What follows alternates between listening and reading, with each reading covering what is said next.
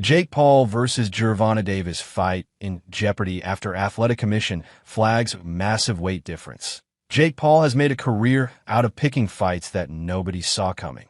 The YouTube star turned boxer has faced former MMA champions and even fellow content creators in his quest to legitimize himself in the ring. But his latest target might be his most ambitious yet, and potentially his most problematic.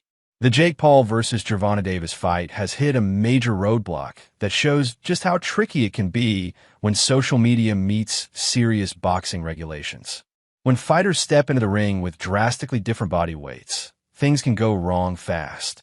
Paul's team learned this lesson the hard way when they tried to set up what would have been one of the most talked about boxing fights of the year. The massive weight difference between these two fighters has Athletic Commissions raising red flags. And for once, Paul's promotional machine might have met its match in the form of boring but important safety regulations. Georgia says no to Jake Paul versus Gervonta Davis mismatch. Georgia's boxing officials took one look at the proposed matchup and basically said absolutely not. Rick Thompson, who chairs the Georgia Athletic Entertainment Commission, didn't mince words when he called the fight proposal the dumbest thing he had ever heard. Paul weighed in at 199.5 pounds for his last fight, while Davis, 30-0-1, tipped the scales at just 133.5 pounds in his previous bout. That's a difference of more than 65 pounds.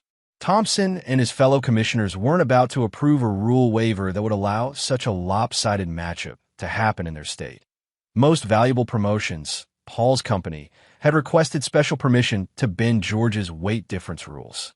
They needed 3 out of 5 commissioners to vote yes. But Thompson made it clear that wasn't happening.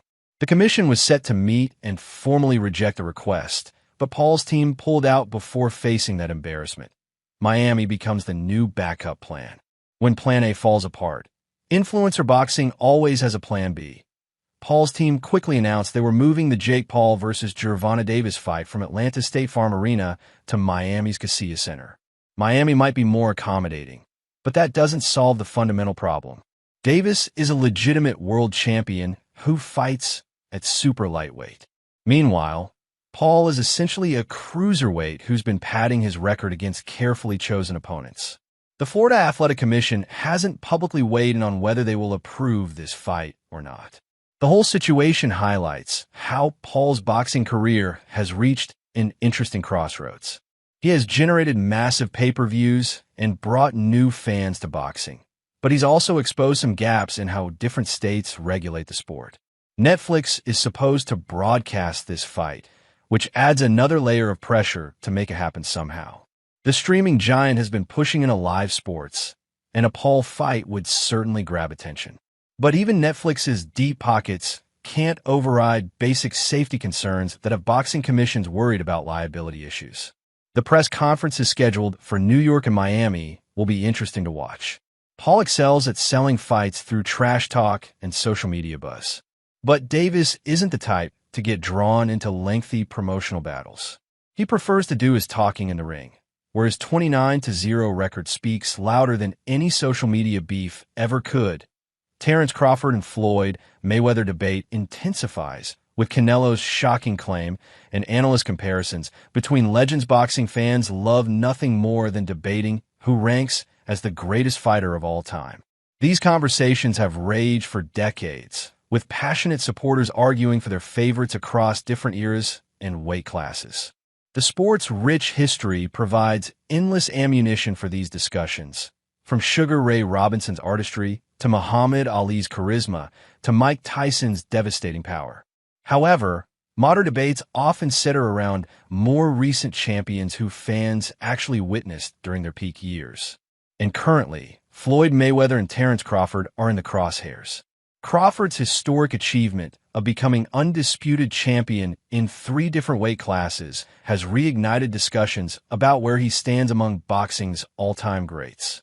Mayweather's undefeated record and technical brilliance have long made him the measuring stick for modern fighters. But Crawford's recent accomplishments have some people questioning that hierarchy. The timing couldn't be more perfect for these discussions, as Crawford reaches the absolute peak of his powers while still actively competing at the highest level. Max Kellerman's nuanced take on the Crawford-Mayweather comparison. Max Kellerman brought his decades of boxing analysis experience to bear when discussing the Crawford versus Mayweather debate on his show Inside the Ring. The veteran commentator acknowledged that Mayweather possesses certain advantages over Crawford, particularly in terms of resume depth, defensive skills, and hand speed. These technical aspects represent undeniable strengths that made Mayweather one of the most dominant champions in boxing history. However, Kellerman pointed out that Mayweather became increasingly selective about his opponents after leaving the lightweight division. He believed that he carefully timed when he faced certain dangerous fighters. This strategic approach helped preserve Mayweather's undefeated record, but also created questions about his willingness to face all comers during their prime years.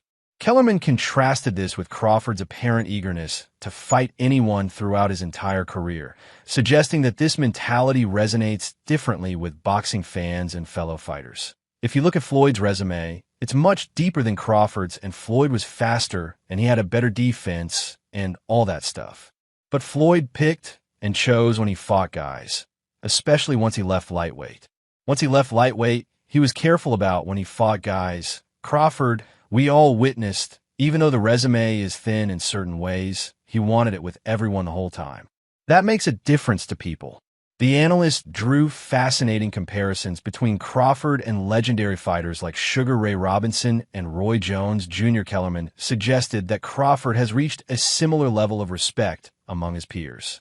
This represents the kind of status that transcends record books and statistical comparisons.